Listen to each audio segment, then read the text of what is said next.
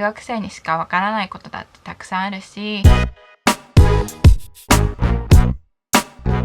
Hey, what's up everyone? This is Ali. 皆さんこんにちは、Ali です。今日ですね、Dear Exchange Students ということで、留学生の皆さんに向けて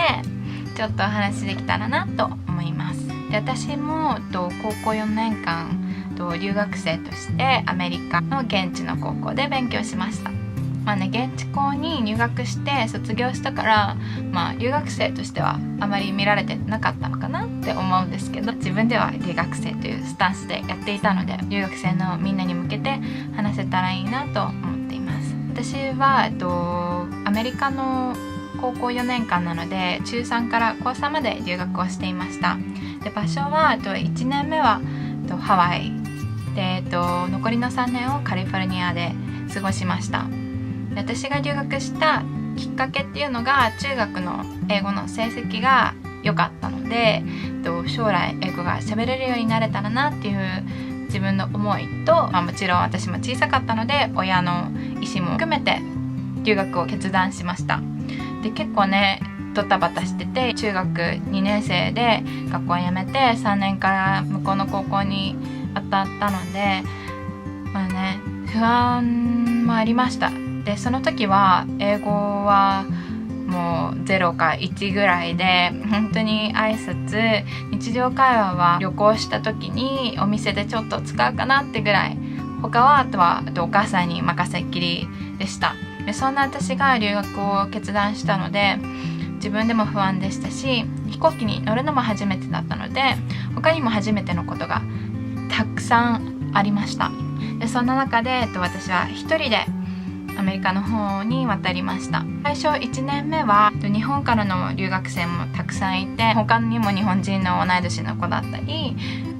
先輩だったりがいたので、すごく安心して、でいつでも日本語が聞こえてくるような環境にもあったので、あまり困らなかったというか、いろいろ助けてもらう人がいました。なのでポジティブに考えれば、すごく1年目として気持ち的にも安心できたし、良かったかなと思うんですけど、悪く言えば自分の英語は全く伸びず、1年目は ESL English Second Language という留学生ばっかりがいる英語の勉強をするクラスに入っていたので、そこで英語を勉強する以外にはほとんど日本語を使っていたかなと思います。そんな感じで自分の英語もそんなに上達できなかったので、2年目からはアメリカのカリフォルニア州にある日本人が0人のいない高校で留学することを決めました。なのでね、新学期始まって、高校2年生からは新しい学校に転校になりました。そこからすごく大変な私は思いをしていて、なぜかというと、もちろんそこでも ESL を取ったんですけど、その ESL に入っている子たちが自分たちの国にいる時はインターナショナルスクールに通って、そこから来てるような子たちだったので、まず英語の会話は全く困らないですし、ただ単にクラスを取らなきゃいけないっていう決まりがあったので取っていたっていう感じだったので、もちろん私が一番そのクラスではできないですし、そこで会う人の中で一番私が英語ができない、理解ができていない状態でした。なので思春期の子たちの周りに行って、で自分がすごい落ちこぼれみたいなポジションにいたので、バカにされたり、面白がられたり、私の英語の発音が悪いのですごく言われたり、あだこうだなりました。そこですごく精神的にも傷ついたり、留学なんてって思うことは毎日のようにありました。で、授業中にもいろいろ英語が理解できなかったので、テストの点も悪いし、自分がどんなに努力をしても根本的な英語が分からなかったら、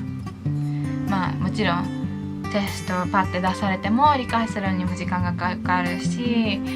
いろいろ悩むことはたくさんありました。私がだんだん変わっていったのが、高2で現地の彼氏ができて、でその人のためにも英語を上達しなきゃっていう思いと、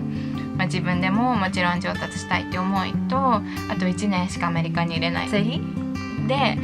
すごい英語の勉強をしてて慣れようとして、いろいろアメリカのドラマを見て、それが一番私にとっては近道だったかなって今でも思ってるんですけど、そこからですね英語がだんだんナチュラルになっていって慣れていきました。それでも ESL が終わって現地の子たちと同じクラスで勉強するようになって、でやっぱりそれでもみんなと比べたら全然できないし、理解もできないし、なのですごく自分が落ちこぼれた気分にはなってました。クラスでもいろいろ先生に呼び出し食らったり、テストの点数が悪かったり、英語理解できてないんじゃないのっていう指摘を受けたり、先生とかにも大学に行くのは諦めて、もう卒業してからね1年ちゃんと英語を勉強する時間を設けた方がいいんじゃないのっていう指摘ももらったりしたことで、精神的なショックも受けることが多々ありました。もちろん自分でも英語が理解できてないことなんて分かってるし、もっともっと勉強しないとみんなみたいにうまく喋れたり書けたり発言できたりっていうことができないのは分かってたんですけど、やることが多すぎて、で自分が根本的な英語の勉強をする前にもっと難しいレベルの英語の宿題が出てたりしたので、つかないというよりもそういう時間があまり作れなかった。夏休みとかはもちろん勉強してましたけど、そうですね、そういうことでも困りました。でも今思えばここでグッてその気持ちを抑えて、で勉強してでちゃんと卒業できたことで、なんていうんだろうな、自分の自信にもなったし、留学には多分私だけじゃなくてそう思ってる人はたくさんいて、それがつきものだと思うので、そういうことは頭に入れながら長い人生でここだけ、留学してるのも珍しいことなんだし、その気持ちを持ってちゃんと卒業することで後々は後悔はないと思います。留学っていうのは本当に